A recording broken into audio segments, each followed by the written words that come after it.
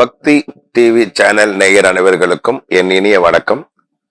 இன்று நாம் பார்க்க இருப்பது அனுமன் ஜெயந்தி. அதாவது ஆஞ்சநேயர் அப்படின்றது நம்பினவரை நம்பிக்கையோட காப்பாற்றக்கூடிய ஒரு தெய்வம் அப்படின்னா அதுதான். ஆக மொத்தத்துல சனீஸ்வரனையே படாத பாடுபடுத்தினவர் அப்படின்ற பெருமை அவருக்கு உண்டு. அதனால சனீஸ்வரர் அப்படின்றது பயப்படக்கூடிய ஒரே ஆள் அப்படின்னு பார்த்தா அது ஆஞ்சநேயருக்கு தான். அதே மாதிரி கேது பகவான் பயப்படுற ஆள் யாரு அப்படின்னு பார்த்தா ஆஞ்சநேயருக்கு தான்.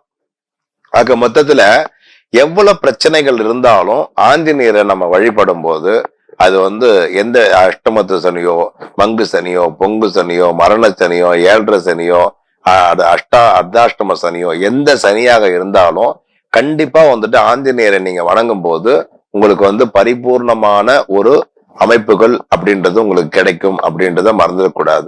அதே மாதிரி பெல்லி, சூன்யம், ஏவல், காத்து, கருப்பு, திருஷ்டி, ஓமல் இந்த மாதிரி பல தொல்லைகள் இருந்தாலும், எதிரியினுடைய தொல்லைகளே இருந்தாலும் கண்டிப்பா நீங்க ஆஞ்சநேயரை வணங்குனீங்க அப்படின்னா அது ரொம்ப நல்லது அப்படின்றத தெரிஞ்சுக்கணும். இப்போ இந்த அனுமன் ஜெயந்தி அப்படின்றது அனுமந்தனுடைய பிறந்த ஒரு அமைப்பாக இருக்கும். அதே மாதிரி அவர் அஞ்சனா புத்திரன் அப்படின்றத சொல்லலாம். வாயு புத்திரன் அப்படின்றது இருக்கு. வாய் விட்டு வேண்டணும். எப்பவுமே ஆஞ்சநேயரை வேண்டும் போது வாய் விட்டு வேண்டினாதான் அவருக்கு ரொம்ப பிடிக்கும். நீங்க போயிட்டு எல்லா தெய்வத்துக்கும் வணங்குற மாதிரி அவர்கிட்ட முன்னு மனசுக்குள்ளே வேண்டினீங்கன்னா அவருக்கு பிடிக்காது. அதனால உங்களுடைய கோரிக்கை எதுவாக இருந்தாலும் வாயு புத்திரன் அப்படின்னு சொல்லக்கூடிய அவரை வாய் விட்டு நீங்க வேண்டும் போது உங்களுக்கு வாழ்க்கையில எல்லா விதமான சிறப்பு அம்சங்களும் கிடைக்கும் அப்படின்றத சொல்லலாம். சரி, இந்த அனுமன் ஜெயந்தி அப்படின்றது எப்ப வழிபடணும் அப்படின்னா, எப்பவுமே எந்த பூஜையாக இருந்தாலும் சாயிரிஷ வேலை அப்படின்னு சொல்லக்கூடிய சாயந்தர வேலையில தான் நீங்க வழிபடணும் அப்படின்றத தெரிஞ்சுக்கணும். இந்த அனுமன் ஜெயந்தி அப்படின்றது வீட்டுல எப்படி வழிபடணும், அதே மாதிரி கோவில்ல எப்படி வழிபடணும் அப்படின்றத தெரிஞ்சுக்கலாம். முதல்ல நம்ம வீட்டுல வழிபடுறதுக்கு உண்டான அமைப்புகள் அப்படின்றத பார்க்கலாம். யோக ஆஞ்சநேயர் அப்படின்னு சொல்லக்கூடிய அந்த ஆஞ்சநேயரை தான் நாம வீட்டுல வைக்கணும்.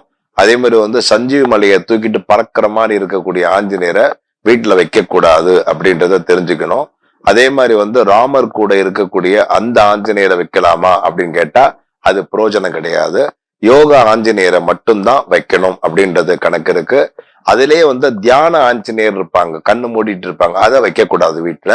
என்ன பண்ணணும், யோகா ஆஞ்சநேயர்னு கேட்டீங்க அப்படின்னா கண்ணை திறந்த மணிக்கு சாந்த ஸ்வரூபமா அவர் இருப்பாரு. அந்த ஆஞ்சநேயரை தான் நீங்க வைக்கணும் அப்படின்றது நம்பர் 1. அந்த ஆஞ்சநேயருக்கு என்னென்ன பிடிக்கும் அப்படின்னு பாத்தீங்க அப்படின்னா, அவருக்கு கொய்யாப்பழம் அப்படின்றது ரொம்ப பிடிக்கும். அதே மாதிரி நெய்யாலான பலகாரங்கள், நெய்யாலான எந்த ஒரு பலகாரமும் அவருக்கு ரொம்ப பிடிக்கும். வெண்ணெய் அப்படின்றது அவருக்கு ரொம்ப பிடிக்கும். அதே மாதிரி தீபம் அப்படின்றது வெண்ணெய் தீபம் ஏற்றுறது அவருக்கு ரொம்ப பிடிக்கும். இந்த அனுமன் ஜெயந்திக்கு நம்ம என்ன பண்ணணும் அப்படின்னா, ஃபர்ஸ்ட் அந்த சுவாமி படத்துக்கு நல்லா அலங்காரம் பண்ணிடணும். பண்ணிட்டு அவருக்கு ரொம்ப பிடிச்சது அப்படின்றது துளசி. அதுக்கப்புறமா பாத்தீங்கன்னா மல்லி மலர், செவ்வரளி பூ அப்படின்றது அவருக்கு சுத்தமா பிடிக்காது அப்படின்றத தெரிஞ்சுக்கணும். வெள்ளை மலர் அவருக்கு ரொம்ப பிடிக்கும், மஞ்சள் மலர் அப்படின்றது தேவையில்லை. அதுக்கப்புறம் அவருக்கு முன்னாடி நீங்க என்ன பண்ணணும், வாழை போட்டுட்டு அதுல தேங்காய், பழம், பூ, வெத்தலை பாக்கு எல்லாம் வச்சுட்டு நெய் தீபம் ஏத்திட்டு, கொய்யாப்பழம் அப்படின்றது அவருக்கு ரொம்ப பிடிக்கும். அதே மாதிரி வடை அப்படின்னு பாத்தீங்க அப்படின்னா மிளகு வடை அப்படின்றது ரொம்ப பிடிக்கும் அவருக்கு. அதே மாதிரி உளுந்து வடை அப்படின்றது ரொம்ப பிடிக்கும். அதுக்கப்புறம் என்ன பண்ணும், ஆஞ்சநேயருடைய அஷ்டோத்திரம் 108 அதை சொல்லணும். அதுக்கப்புறம் ஆஞ்சநேயருடைய அனுமன் சாலி அப்படின்றது ஒண்ணு இருக்கும். அந்த அனுமன் சாலியை சொல்லிட்டு அதுக்கப்புறம் அனுமனுடைய மாலா அப்படின்னு ஒண்ணு இருக்கும், அதையும் சொல்லுங்க. அனுமனுடைய காயத்ரியை சொல்லிட்டு அவருக்கு என்னன்னா கற்பூரம் ஏத்துறது அப்படின்றது அவருக்கு பிடிக்காது.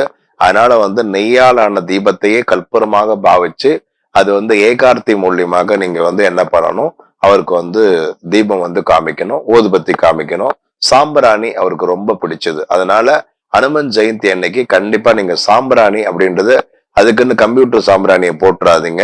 சாம்பிராணின்றது குங்குல்யம், அதுக்கப்புறம் பால் சாம்பிராணி, இந்த மாதிரி கொட்டாங்குச்சில தணலை ஏற்படுத்தி நீங்க அப்படிதான் போடணும். இதெல்லாம் பண்ணிட்டு அவருக்கு வடமாலை சாத்துறது ரொம்ப பெஸ்ட். அதே மாதிரி வெண்பொங்கல் அப்படின்றது ரொம்ப பிடிச்சது. அதே மாதிரி வந்து நீங்க ஆஞ்சநேயர்கிட்ட நீங்க பூஜை பண்றீங்க அப்படின்னா ராமா ராமா ராமா ராமான்னு சொல்லிட்டு கிட்டத்தட்ட வந்து ஒரு 11 வாட்டி 21 தடவை சொல்லிட்டு நீங்க பூஜையை ஆரம்பிச்சாதான் அது வந்து சிறப்பு அப்படின்றத தெரிஞ்சுக்குங்க.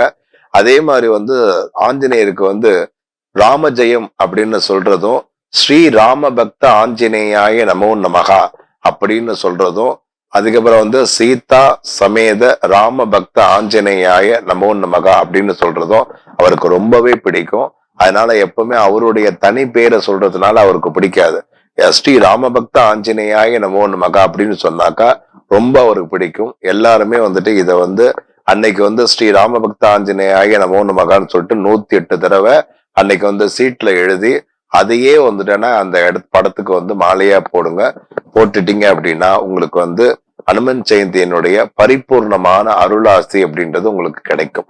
அதே மாதிரி வந்து கோவில்ல எப்படி வழிபடலாம் அப்படின்னு பாத்தீங்க அப்படின்னா, கோவில்ல வழிபடும் போது சாயந்தரம் 4:30 மணிலேருந்து 5:30 மணிக்குள்ள ஆஞ்சநேயருக்கு பால், தயிர், தேன், பன்னீர், இளநீர், அதுக்கப்புறம் வந்து சந்தனம், அதுக்கப்புறம் பாத்தீங்கன்னா அர்த்தர், இந்த மாதிரி வந்துட்டு அபிஷேகங்கள்லாம் வந்து பண்ணணும். பண்ணிட்டு அவருக்கு வந்து வெண்ணெய் காப்பு அப்படின்றதும் சந்தன காப்பு அப்படின்றதும் வந்து சாத்தணும். சாத்திட்டு அவருக்கு வந்து துளசி மாலை, எப்பவுமே துளசி அப்படின்றது வந்து ஆஞ்சநேயருக்கு வந்து இது வரலையும் தான் இருக்கணும். அவருக்கு வந்து பாதம் வரலையும் போகக்கூடாது. ஏன்னா துளசி வந்து விஷ்ணுவுக்கு வந்துட்டு பிடிச்சமான ஒரு ஒரு நபரா இருக்கிறதுனால ஆஞ்சநேயருக்கு பாதத்துல வந்து எப்பவுமே துளசி போடுறதோ இல்ல பாதம் வரை துளசி மாலை போடுறதோ தப்பு அப்படின்றத வந்து தெரிஞ்சுக்கணும். அதனால வந்து நீங்க வந்து ஆஞ்சநேயரோட வழிபாடு அப்படின்னு பார்க்கும்போது உங்களுக்கு வந்து வெண்ணெய் சாத்திட்டு அதுக்கப்புறம் வந்துட்டுனாக்கா வந்து செரி பழம், அதுக்கப்புறம் வந்துட்டுனாக்கா வந்து பழ வகைகள் நிறைய வந்துட்டு நான் வச்சு அவருக்கு வந்து பழ வகைகள் அப்படின்றது ரொம்ப பிடிக்கும். வெண்பொங்கல் அப்படின்றது ரொம்ப பிடிக்கும். அதே மாதிரி வந்து அன்னைக்கு கோவில்ல பண்றீங்க அப்படின்னா எல்லோருமே ஆஞ்சநேயருடைய பாட்டு பாடி அதுக்கப்புறம் ஆஞ்சநேயருடைய சாலி சொல்லி அதுக்கப்புறமா ஆஞ்சநேயருடைய சகஸ்ரநாமம் 1008 நீங்க என்ன பண்ணணும், எல்லோருமே வந்து பூவை தொட்டு அவங்களுக்கு வந்து எல்லாருமே வந்து பாத்தீங்கன்னா வந்து இப்ப வந்து கூட்டு பிரார்த்தனைன்னு சொல்லுவாங்க. எப்பவுமே ஆஞ்சநேயரோட வழிபாடு அப்படின்றது கூட்டு பிரார்த்தனை ரொம்ப நல்லது.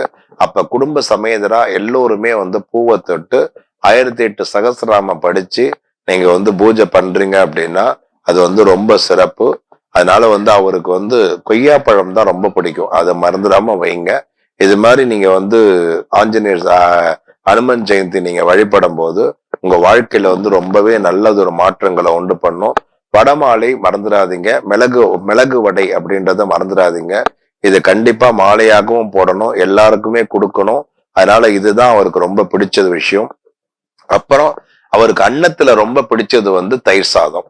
தயிர் சாதம் அப்படின்றது வந்து நீங்க கொடுத்தீங்க அப்படின்னா உங்களுடைய கஷ்டங்கள் எல்லாம் முறிச்சு அவர் வந்து எல்லா விதமான சிறப்போட உங்களை வாழ வைப்பார் அப்படின்றத வந்து சொல்லலாம். எல்லோருக்கும் இனிய அனுமன் ஜெயந்தி நல்வாழ்த்துக்களை உங்கள் முன் வைக்கிறேன். பக்தி டிவி நேயர் அனைவருக்கும் என் மனமார்ந்த நன்றியை தெரிவித்துக் கொள்கிறேன். நன்றி, வணக்கம்.